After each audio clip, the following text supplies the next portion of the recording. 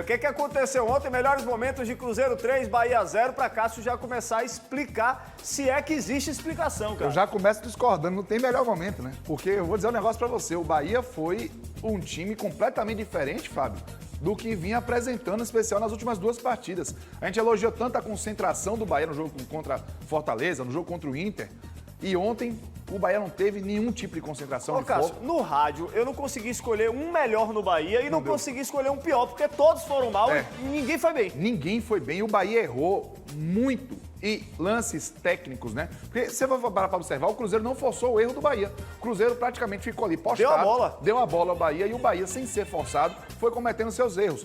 O primeiro gol do Cruzeiro, o gol contra do Canu, ele já ensaiou ter acontecido antes. Num primeiro momento em que o William apareceu para cabecear numa indecisão ali do Marcos Felipe com o Raul Gustavo. A zaga foi mal, o Marcos Felipe foi muito mal. Segundo gol, o Marlon tentou cruzar, ele botou para dentro. E o Bahia depois, o Rogério Ceni fez logo 4 substituições de vez. Erradas também. Não funcionaram. Então, assim, o Bahia teve uma noite para esquecer ou para lembrar e não repetir. Porque era um confronto direto, um jogo que o Bahia, se não desse para vencer, pelo menos segurasse o Cruzeiro no empate, mas o Bahia sequer passou perto disso, fez um jogo muito ruim, mereceu ser derrotado. Minha preocupação é a ausência do Cauli, né? Porque para piorar o prejuízo de ontem, o meia Cauli acabou aos 36 minutos sendo substituído. E aí, ele forçou o terceiro cartão, ficou nítido ali que ele estava no banco, forçou através de uma reclamação porque ele estava pendurado. Então, agora vai cumprir suspensão, porque o Bahia já sabia que pela lesão, para o jogo de sábado, ele estava fora. Ele estava fora. E é bom destacar que o Cauli, ele voltou ao Bahia contra o Goiás, né? E aí o Bahia venceu os 3 jogos até o jogo contra o Cruzeiro. Então ele é muito importante para o Bahia. Até para o próprio Biel também ter, vamos dizer assim, mais espaço para jogar, porque quando está o Biel e o Cauli, os times adversários não sabem bem qual marca. Então, assim, ficou uma situação preocupante, sim. O Cauli é fundamental para o Bahia. Já não vai jogar contra o Palmeiras, mas a gente está de olho no jogo do Fluminense. Mas por na que próxima Ratão, terça-feira. Cássio? Por que não Juba? Por que não Ademir? Por que Ratão entrou ali naquela posição? Eu não entendi também qual foi a ideia do Rogério Ceni. Ele talvez tenha buscado ou Tassiano para mais à frente para fazer articulação, ou o próprio Biel, mas não funcionou. E eu vou dizer, é difícil dizer que não funcionou por causa disso ou daquilo, porque ninguém jogou bem ontem. Ninguém funcionou. O Bahia foi um festival de erros e aí até a análise fica complicada. Agora, é claro, todo mundo tem a sua responsabilidade, do goleiro ao Rogério Ceni. Bom, vamos ouvir justamente o Rogério Ceni, né? O técnico do Bahia no vestiário do Mineirão. Ele acabou se explicando após essa derrota de ontem.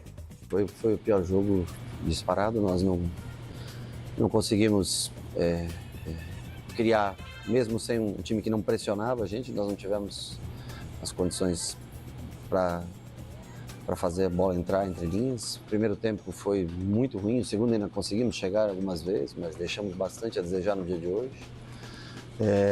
Esse Bahia de hoje não reflete o Bahia dos últimos 6 jogos que nós jogamos. Eu acho que, lógico, não se apaga o que os jogadores fizeram até aqui, são eles que conseguiram esses resultados de tirar o Bahia de uma situação difícil, mas hoje não tenho nem o que falar para você, porque nós não conseguimos executar muito pouco daquilo que nós planejamos. Eu acho que houve muito erro de passe, erro de domínio, erros técnicos simples, e o Cruzeiro se defendeu bem, erros até em gols que foram estranhos. Então, assim, hoje não reflete o que nós somos ou o que nós fomos nos últimos 6 jogos, mesmo também existindo outras derrotas nesse espaço de tempo.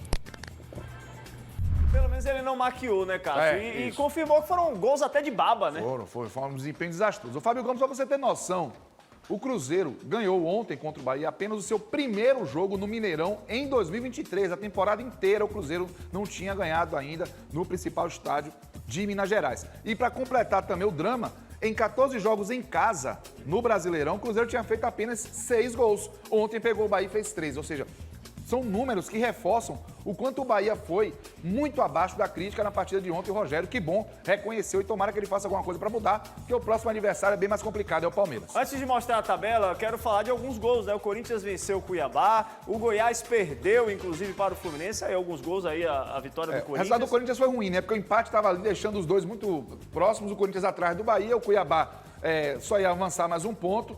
E o Corinthians acabou conseguindo a primeira vitória em cima sob o comando do Mano Menezes, né? Ó o O Baba Goiás abriu 2-0. Parecia o Baba, Bahia e Goiás, né? Impressionante o Goiás, né? Pra tomar gol. E aí o Fluminense ligou o modo turbo, virou pra 5-2. Depois o Goiás ainda fez um golaço com o Palácios ali, um gol bonito.